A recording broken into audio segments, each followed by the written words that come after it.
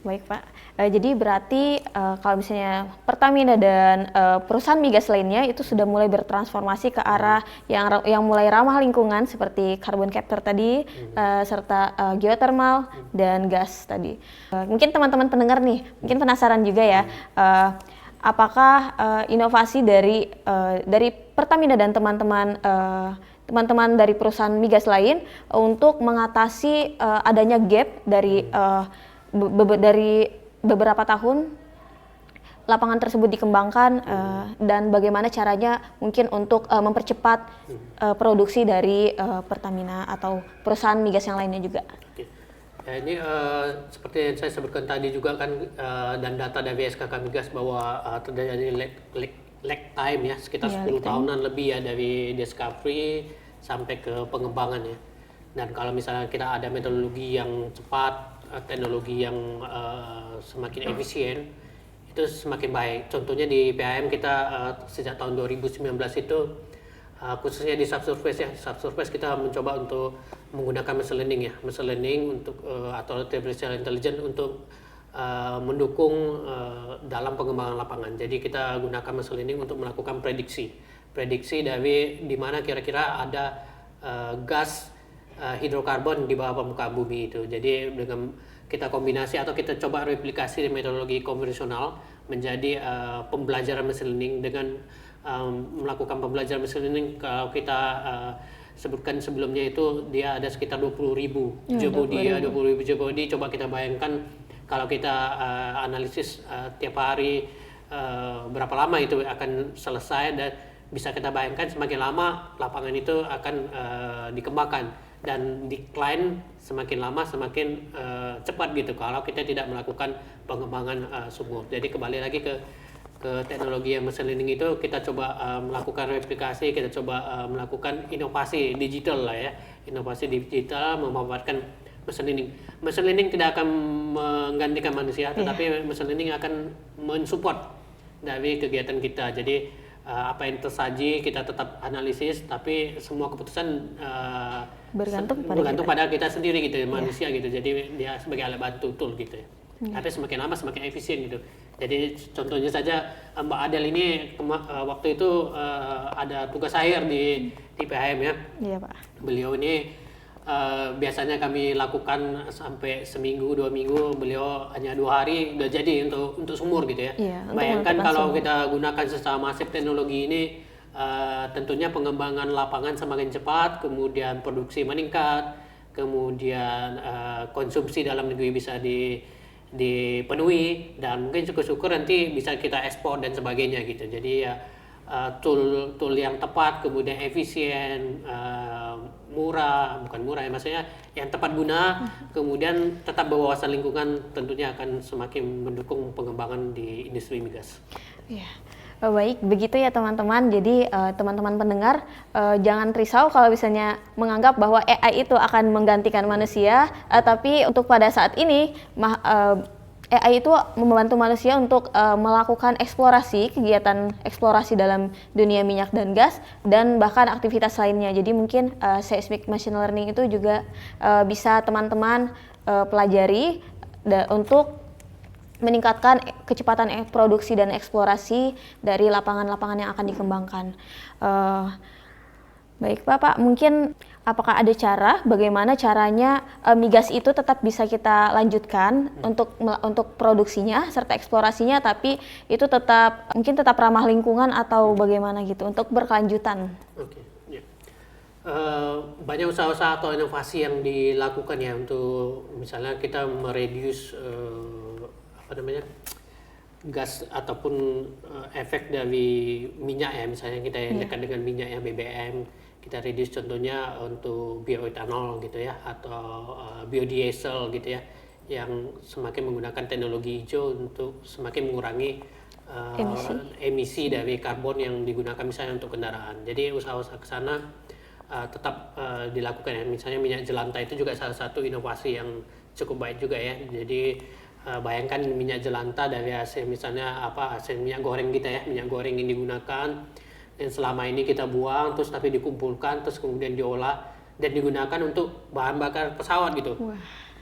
Itu luar biasa. Mungkin penumpang akan, waduh takut saya Iya. ini pesawatnya menggunakan minyak jelantah. Tapi Iya. nyatanya kemarin dari Jakarta ke Bali itu sudah trial menggunakan pesawat Pelita, salah satu anak usaha Pertamina menggunakan minyak jelantah sebagai bahan bakarnya. Dan ini merupakan salah satu inovasi yang cukup baik ya. Jadi bisa berkelanjutan lah ya. Mungkin nanti bisa ada lagi inovasi yang lain mungkin ya, misalnya minyak semakin dikurangi efek-efek dari gas karbonnya, emisi karbonnya, kemudian penggunaan gas sebagai salah satu transisi menggantikan misalnya batu bara yang lebih tinggi emisinya, itu cukup bisa semakin masif juga ya. Jadi selain itu kita tahu juga geothermal di Indonesia ini kan sudah mulai dikembangkan. Dan itu nomor 1 di dunia sebenarnya kalau nggak salah ya. Geothermal itu potensi geothermal kita. Kalau ini bisa dimanfaatkan misalnya untuk pembangkit listrik kita, cukup baik untuk mengurangi emisi-emisi dari misalnya dari batu bara yang cukup tinggi seperti itu. Itu sungguh luar biasa ya teman-teman pendengar. Kalau misalnya minyak jelantah yang biasanya kita buang setelah kita warnanya hitam karena menggoreng, itu bisa dimanfaatkan menjadi bahan bakar pesawat lah teman-teman. Itu sungguh luar biasa, sungguh inovasi yang luar biasa. Mungkin saya ingin bertanya lagi, kalau misalnya potensi di Indonesia, apakah sampai 2050 itu masih tercover apa tidak ya Mas? Mungkin karena kita semakin hari semakin membutuhkan migas ya dalam kehidupan sehari-hari, apakah untuk di Indonesia bagaimana kasusnya? Oke. Seperti yang tadi data juga ya, itu koheren dengan data dari IPA juga ya, IPA tahun 2024 ya, itu menunjukkan bahwa produksi dengan konsumsi itu masih ada gap sekitar 15%-an ya tahun 2050 gitu ya. 2050 kalau tidak dilakukan usaha-usaha untuk eksplorasi lapangan-lapangan baru, ini semakin lama gapnya semakin besar. Jadi otomatis kita perlu mungkin mengeksplorasi daerah-daerah yang mungkin frontier area yang semakin beresiko, semakin ekonomikalnya juga semakin cukup challenging gitu ya, karena resikonya tinggi, kemudian cost-nya mahal. Jadi inovasi-inovasi di sana, penggunaan teknologi, kemudian interpretation dan sebagainya yang kombinasi integrated itu diperlukan, sehingga cekungan-cekungan yang belum dijamah tanda kutip, belum diolah, belum diekspor itu bisa dieksplorasi untuk memenuhi kebutuhan dalam negeri ataupun dunia lah gitu ya. Tapi tetap dengan mempertimbangkan ESG itu tadi ya, mengenai lingkungan, sosial dan governance-nya gitu ya, sehingga berkelanjutan sampai anak cucu dan generasi-generasi yang selanjutnya gitu. Iya, Mas. Jadi kita memenuhi kebutuhan konsumsi ke depan, energi ke depan, tapi tetap di lingkungan untuk bumi yang kita tinggali juga kita lestarikan seperti itu. Keren sekali ya Pak. Berarti kita itu bukan meninggalkan migas, tapi mungkin lebih membuat industrinya lebih hijau, efisien, bertanggung jawab, serta inovasi-inovasi selanjutnya yang kita tunggu untuk teman-teman di generasi selanjutnya, agar bisa mungkin mengeksplor atau men-challenge area-area yang kita belum sepenuhnya kembangkan dan produksi serta dieksplorasi. Oke, kalau misalnya kita bicara tentang generasi muda dalam era keberlanjutan ini, tentu saja peran generasi muda itu sangat penting ya Mas. Menurut Mas, apa yang bisa dilakukan oleh mahasiswa atau anak muda sekarang untuk berkontribusi di bidang energi, khususnya mungkin di migas serta sektor energi lainnya? Oke. Ya ini penting juga karena penduduk kita kan mainly nanti akan muncul generasi-generasi muda yang semakin lama semakin banyak lah itu. Jadi kalau kita tidak memanfaatkan bonus demografi ini, kita akan ketinggalan gitu ya. Jadi kaitannya dengan subsurface atau industri migas, untuk teman-teman khususnya di SPI ya, SPI Student Chapter Unmul ini, jangan ragu untuk explore selain basic di knowledge kita ya, di geoscience, reservoir, kita pelajari dengan baik, tapi jangan juga kita nutup mata di situ gitu. Kita coba juga sekarang kan era digital gitu ya, semuanya serba digital. Kita harus terbuka di sana ya. Kalau kita ada pemanfaatan dengan artificial intelligence, gak usah kita takut. Artificial intelligence ini akan menggantikan kita, tetapi dia akan membantu sebagai alat tool kita gitu ya.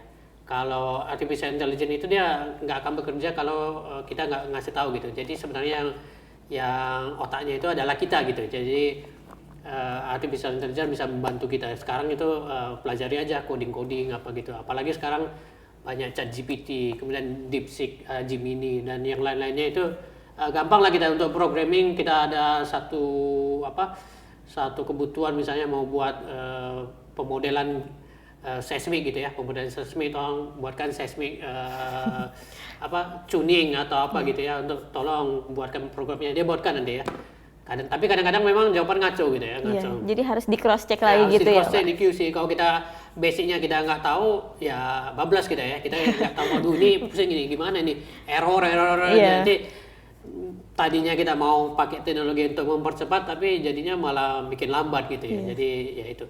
Dan kemudian untuk generasi muda nggak usah takut mengenai, ya kan kita bilang bahwa semakin lama semakin berkurang migas ya. Mungkin dulu juga waktu tahun 70-an juga dibilang ini migas akan habis gitu ya, habis berapa tahun lagi gitu, beberapa tahun lagi. Jadi ya istilahnya yang baru-baru akan ketinggalan. Ya jangan takut, mungkin kedepannya mungkin ada metodologi yang lain, misalnya enhanced oil recovery atau CCUS atau apapun yang bisa meningkatkan nilai ekonomikal dari suatu lapangan. Kemudian ada penemuan cadangan baru dengan teknologi baru atau pendekatan baru gitu. Jadi semua kita tetap belajar lah gitu ya. Semua tidak usah berpuas hati, tapi tetap belajar, tetap termotivasi untuk mempelajari yang baru gitu ya. Seperti itu sih. Berarti apapun backgroundnya, kita mungkin sebagai generasi muda kita tetap penting ya untuk mempelajari soal teknologi. Contohnya tadi seperti AI, itu kita harus mempelajari dan memperdalam AI, karena AI tanpa manusia juga itu tidak berarti, karena otak dari AI tersebut itu adalah manusia. Jadi terima kasih kepada teman-teman pendengar, dan obrolan hari ini kita seru ya Pak. Banyak sekali yang bisa kita bahas. Dari pembahasan tadi kita bisa melihat bahwa potensi sebenarnya di migas di Indonesia itu masih besar, dan begitu juga kebutuhannya. Tapi jika tidak dikelola dengan baik serta tidak dikembangkan, nantinya gap tersebut akan semakin besar. Oleh karena itu kita harus mengelola dengan cara inovatif, lebih modern, dan tentu saja berkelanjutan. Sebelum kita akhiri, mungkin ada sepatah atau dua patah kata yang diucapkan untuk teman-teman pendengar di SPO Talks. Oke. Ya sebelumnya seperti tadi saya sebutkan, terima kasih ya sudah mengundang. Kemudian pesan yang tadi juga yang untuk generasi muda, bukan hanya generasi muda, untuk semuanya lah ya. Semuanya harus learner lah, kita fast learner gitu ya. Jadi kita dengan terus belajar, nggak usah berpuas hati. Kita mungkin nggak save ini, tapi kita selalu belajar dengan teknologi baru dan sebagainya. Itu semoga apa yang kita pelajari dan kita manfaatkan teknologi yang ada bisa membantu pengembangan, khususnya kalau kita bicara saat ini, yaitu pengembangan industri migas ke depan, saat ini, ke depan, dan yang akan datang ya. Kita meneruskan warisan untuk anak cucu kita sampai, ya nggak tahu sampai kapan gitu ya, untuk keberlanjutan semuanya. Ya itu aja. Terima kasih. Oke, terima kasih banyak kepada Pak Ronald untuk sesi sharingnya dan sudah berbagi ilmu kepada wawasan hari ini. Jadi dari SPO Talks itu punya jargon Mas, mungkin bisa diikuti. Jadi kita punya jargon, yaitu Youth in Energy Action. Mungkin kita bisa sama-sama peragakan sebelum berakhirnya sesi podcast kita. Oke. Youth and Energy Action gitu Mas. Oke. 1, 2, 3. Youth and Energy Action. Ya. Terima kasih kepada Pak Ronald atas keluangan waktunya di tengah kesibukan untuk menjadi narasumber di SPO Talks ini, dan terima kasih juga kepada teman-teman pendengar dari SPO Talks yang sudah mendengarkan dari awal sampai akhir. Jangan lupa juga ya untuk mengikuti episode-episode menarik kita selanjutnya di TikTok SPU Unmul SC dan Instagram SPU Unmul SC. Saya Adeliana Putri Vinata dan narasumber kita yaitu Pak Ronald pamit undur diri dan sampai jumpa di SPU Talk selanjutnya.